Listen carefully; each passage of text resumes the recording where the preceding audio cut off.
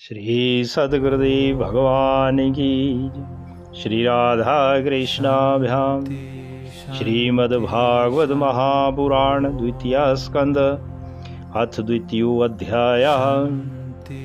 भगवान के स्थूल और सूक्ष्म रूपों की धारणा तथा क्रम मुक्ति और सद्यो मुक्ति का वर्णन। श्री शुक उवाच एवं पुरा धारणयात्मयोनिर्नष्टां स्मृतिं प्रत्यावरुध्य तुष्टात् तथा ससर्जिदमोघ दृष्टिर्यथाप्ययात् प्राग व्यवसाय बुद्धि। महर्षि भगवान श्री सुखदेव जी कहते हैं, परीक्षित, सृष्टि के प्रारंभ में ब्रह्मा जी ने इसी धारणा के द्वारा प्रसन्न हुए भगवान से वह सृष्टि विषयक स्मृति प्राप्त की थी जो पहले प्रलय काल में विलुप्त हो गई थी। इससे उनकी दृष्टि अमोघ और बुद्धि निश्चयात्मिका हो गई। तब उन्होंने इस जगत को वैसे ही रचा जैसा कि यह प्रलय के पहले था। सावदस्या हि ब्रह्मण ईश पंथा यन्नाम भीर्ध्यायति धीर पार्थे परे परिभ्रमस्तत्र न विन्दति अर्थान मायामयी वासनया शयानहम्। वेदों की वर्णन शैली ही इस प्रकार की है कि लोगों की बुद्धि स्वर्ग आदि निरर्थक नामों की फेर में फंसी रहती है। जीव वहाँ सुख की वासना में स्वप्न साफ देखता हुआ भटकने लगता है, किंतु उन मायामय लोकों में कहीं भी उसे सच्चे सुख की प्राप्ति नहीं होती। अता कबीर नामसु यावदर्था सयाद प्रमतो व्यवसाय बुद्धि सिद्धि अन्यथार्थी नाययेत तत्र परिश्रमं तत्र समीक्षमाणहम्। इसलिए विद्वान पुरुष को चाहिए कि वह विविध नाम वाले पदार्थों से उतना ही व्यवहार करे जितना प्रयोजनीय हो। अपनी बुद्धि को उनकी निस्सारता के निश्चय से परिपूर्ण रखी और एक क्षण के लिए भी असावधान ना हो। यदि संसार के पदार्थ प्रारब्धवश बिना परिश्रम के यूं ही मिल जाएं, तब उसके उपार्जन का परिश्रम व्यर्थ समझकर उनके लिए कोई प्रयत्न ना करे। सत्यां क्षितौ किं कशिपौ प्रयासैर्बाहौ स्वासिद्धि हयूपवर्हणे किम सत्यांजलौ किं पुरुधान पात्र्या दिग्वल्कलादौ सती किं दुकूलै। जब जमीन पर सोने के से काम चल जा सकता है, तब पलंग के लिए प्रयत्न करने से क्या प्रयोजन। जब भुजाएं अपने को भगवान की कृपा से स्वयं ही मिली हुई हैं, तब तकियों की क्या आवश्यकता। जब अंजलि से काम चल सकता है, तब बहुत से बर्तन क्यों बटोरें। वृक्ष की छाल पहनकर या वस्त्रहीन रहकर भी यदि जीवन धारण किया जा सकता है, तो वस्त्रों की क्या आवश्यकता है।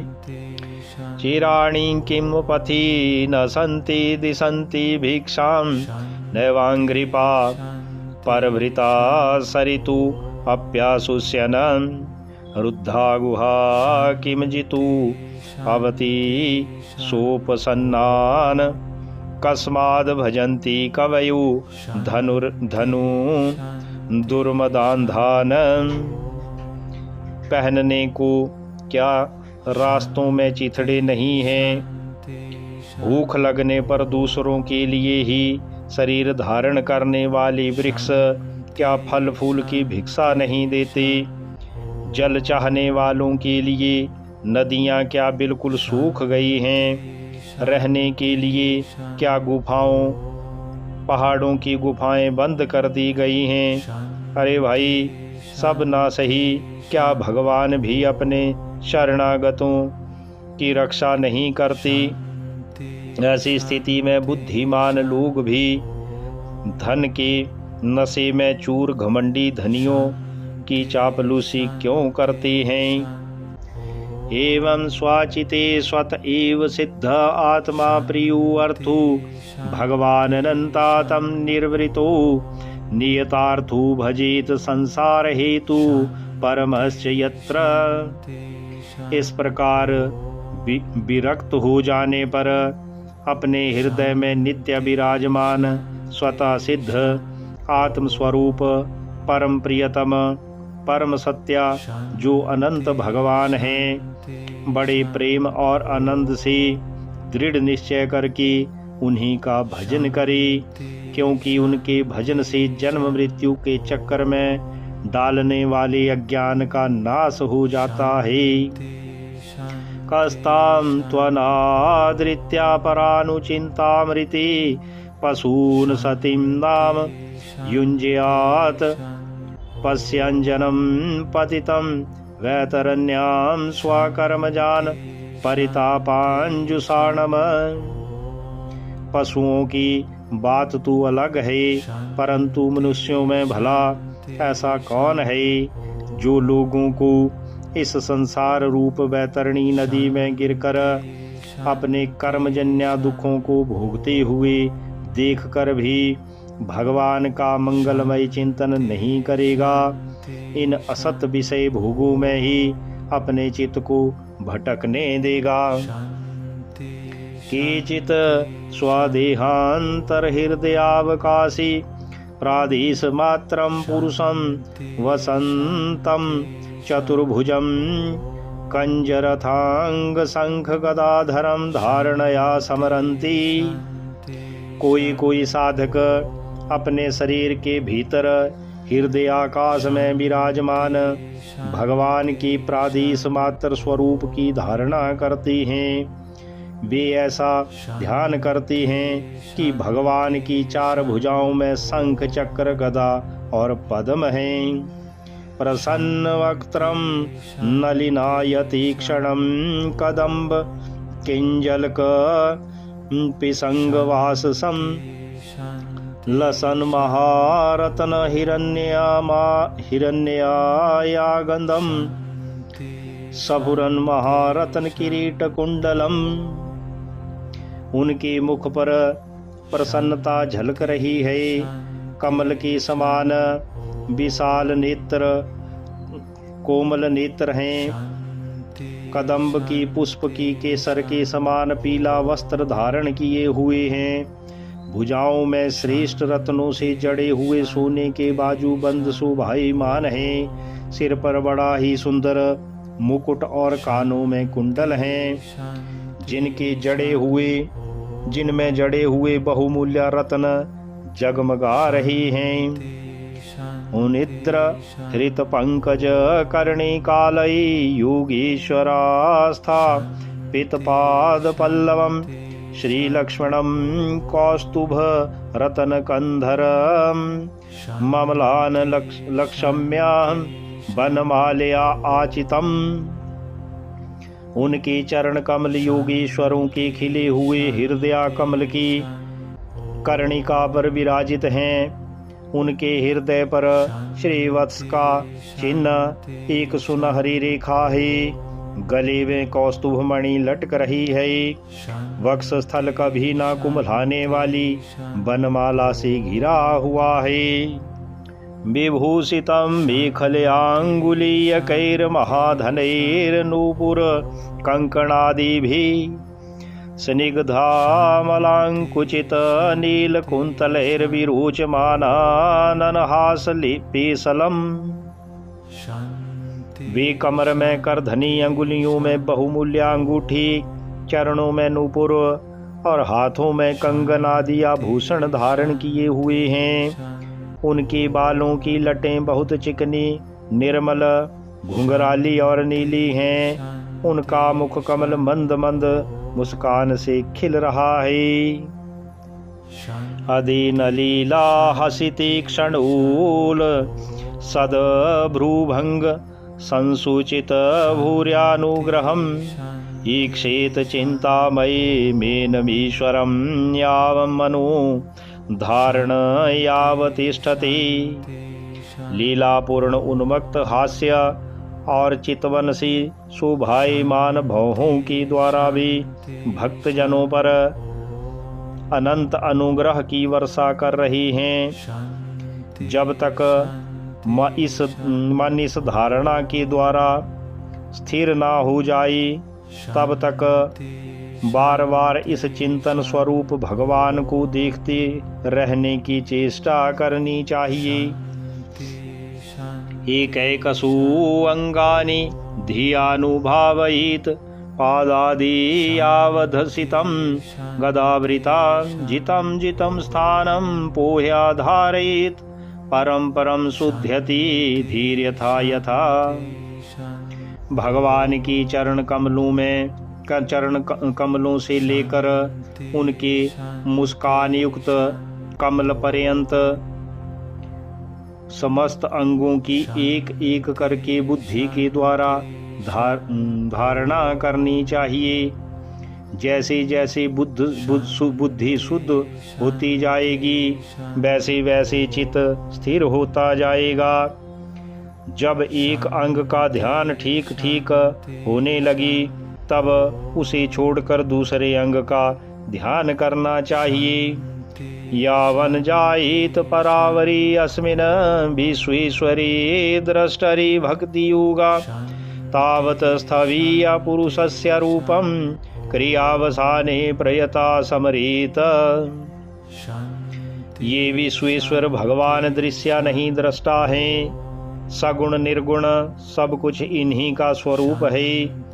जब तक इनमें अनन्या प्रेममय भक्ति योग ना हो जाए तब तक साधन को नित्यानैमित्तिक कर्मों के बाद एकाग्रता से भगवान की उपर्युक्त स्थूल रूप का ही चिंतन करना चाहिए। स्थिरं सुखं चासनमाश्रितो यतिर्यदा जिहासुरीमंगं लोकं काले च देशे च मनु च सजयेत प्राणान् नियचेन मनसा जितासु।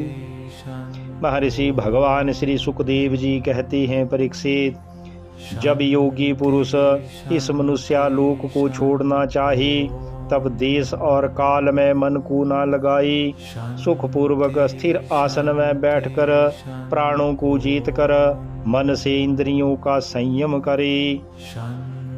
मना स्वबुद्धया मलया नियम्या क्षेत्रज्ञा एताम निनयेत तमात्मनि आत्मानमात्मन्यावरुद्ध्या धीरो लब्धोपशांतिर विरमेत कृत्यात्।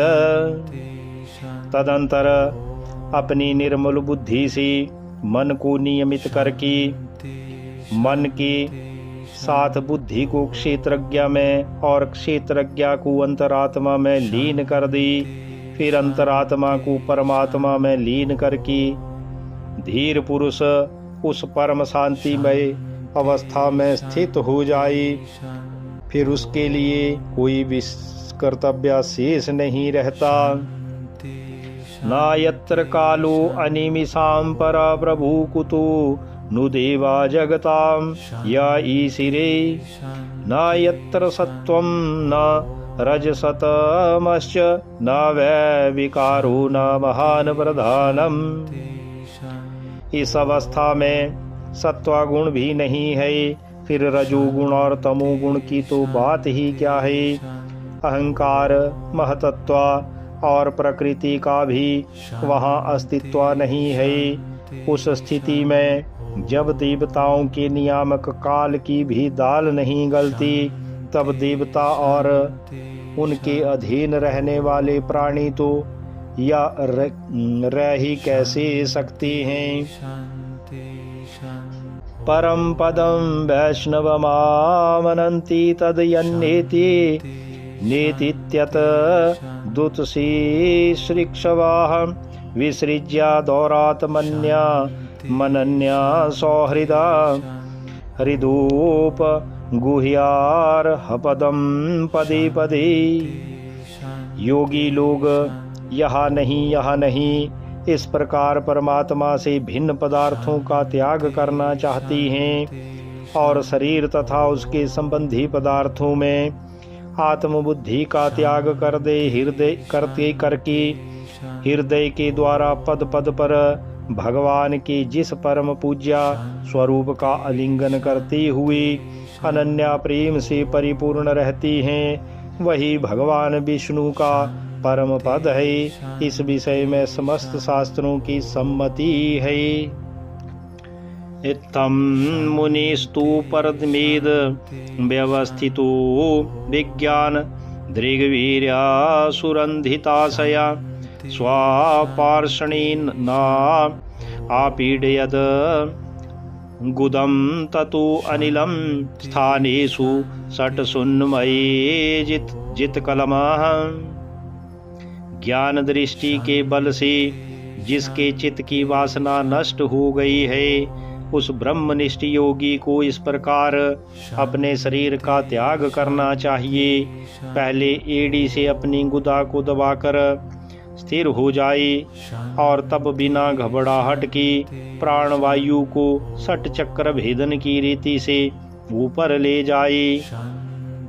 नाभ्याम स्थितम हृदयाधिरूप्या तस्मादुदान गत्युरसीतम नयेन्मुनि ततो अनुसंधाय धिया मनस्वी स्वतालुमूलम सनकैर्नयेत।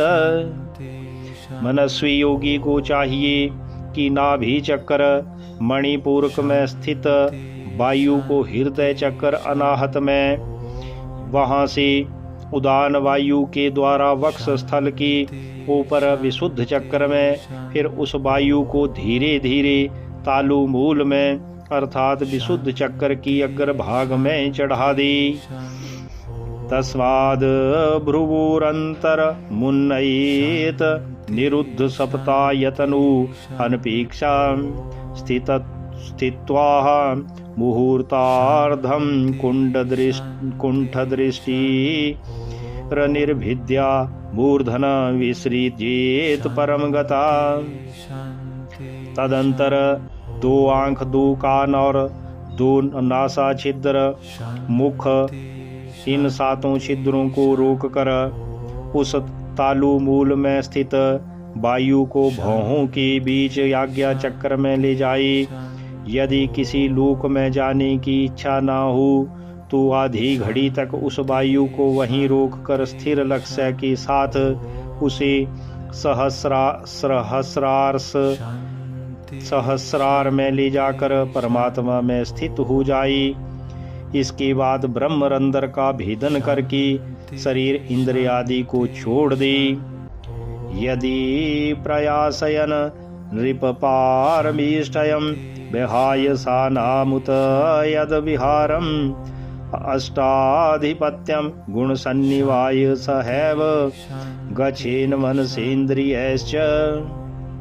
महर्षि भगवान श्री सुखदेव जी कहती हैं, परीक्षित, यदि योगी की इच्छा हो कि मैं ब्रह्मलोक में जाऊं, 8 सिद्धियां प्राप्त करके आकाशचारी सिद्धों के साथ विहार करूं, अथवा त्रिगुणमय ब्रह्मांड की किसी भी प्रदेश में विचरण करूं, तो उसे मन और इंद्रियों के साथ ही लेकर शरीर से निकलना चाहिए। योगीश्वराणां गति माहुरंतर वही स्त्रीलोक्या पवनांतरात्मनां न कर्म भीस्तां गतिमाप्नुवन्ति विद्यातपो योग समाधि भाजाम। योगियों का शरीर वायु की भांति सूक्ष्म होता है।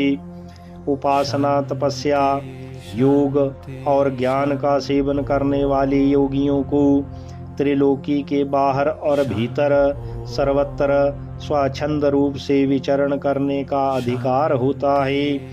केवल कर्मों के द्वारा इस प्रकार भी रोक टोक विचरना नहीं हो सकता।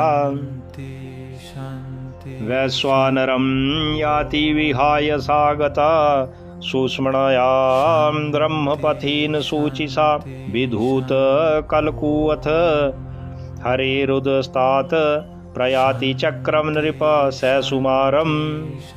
महर्षि भगवान श्री सुखदेव जी कहते हैं, परीक्षित, योगी ज्योतिर्मय मार्ग सुषुम्ना के द्वारा जब ब्रह्मलोक के लिए प्रस्थान करता है, तब पहले वह आकाश मार्ग से अग्निलोक में जाता है।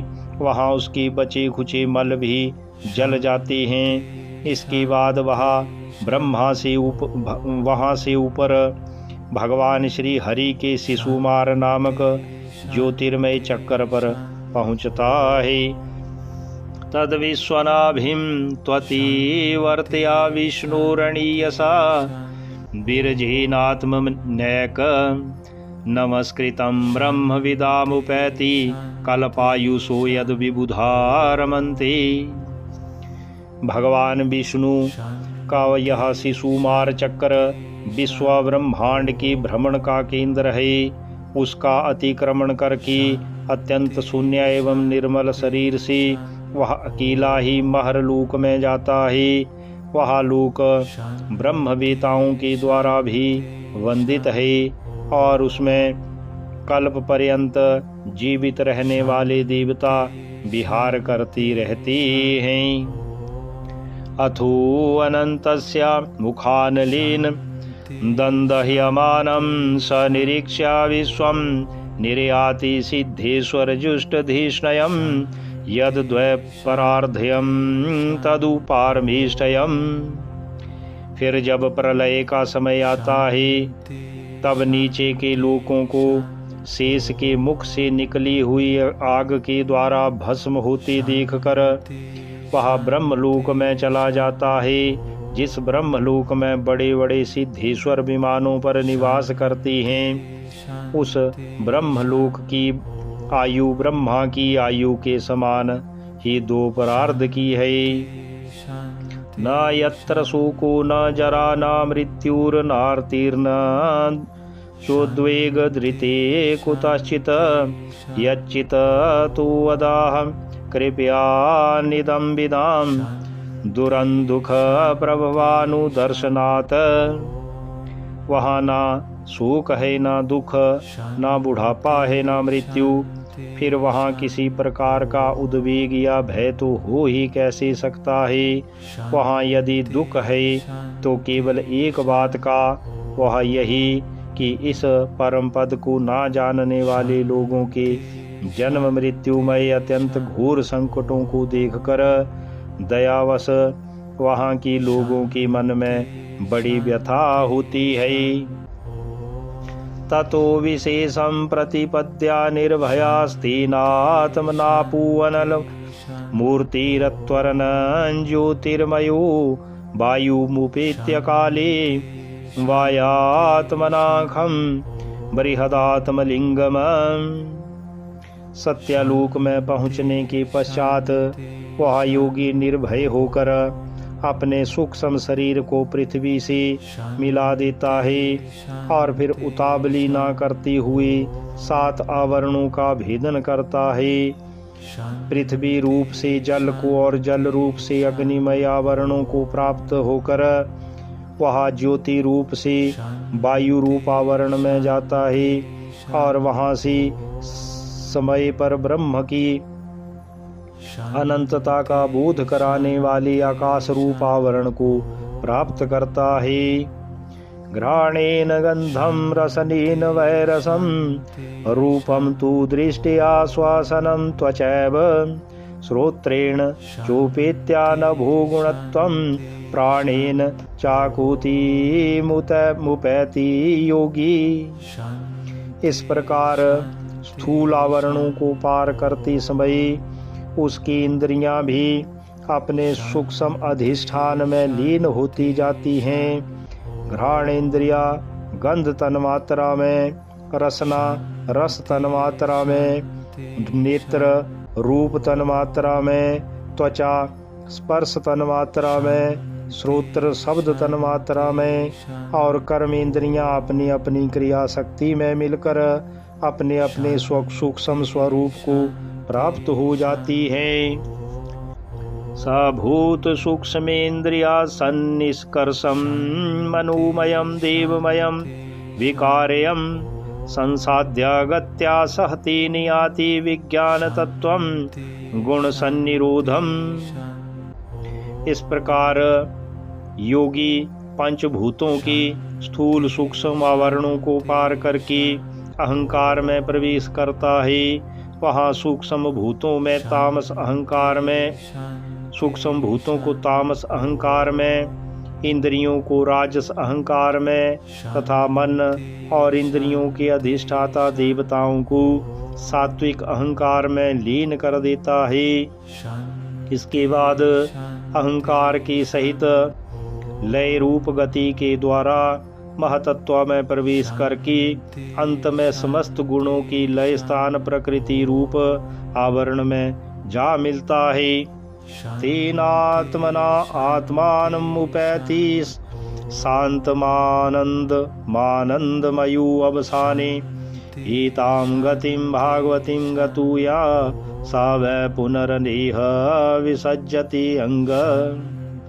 महर्षि भगवान श्री सुखदेव जी कहते हैं, परीक्षित, महाप्रलय के समय प्रकृति रूप आवरण का भी लय हो जाने पर वह योगी स्वयं आनंद स्वरूप होकर अपने उस निरावरण रूप से आनंद स्वरूप शांत परमात्मा को प्राप्त हो जाता है, जिसे इस भगवनमयी गति की प्राप्ति हो जाती है।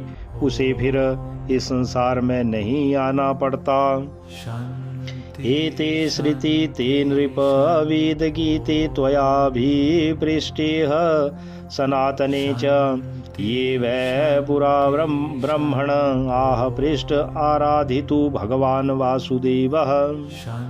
महर्षि भगवान श्री सुखदेव जी कहते हैं, परीक्षित, तुमने जो पूछा था उसके उत्तर में मैंने वेदोक्त द्विविध सनातन मार्ग, सदैव मुक्ति और क्रम मुक्ति का तुमसे वर्णन किया। पहले ब्रह्मा जी ने भगवान वासुदेव की आराधना करके उनसे जब प्रश्न किया था, तब उन्होंने उत्तर में इन्हीं दोनों मार्गों की बात ब्रह्मा जी से कही थी।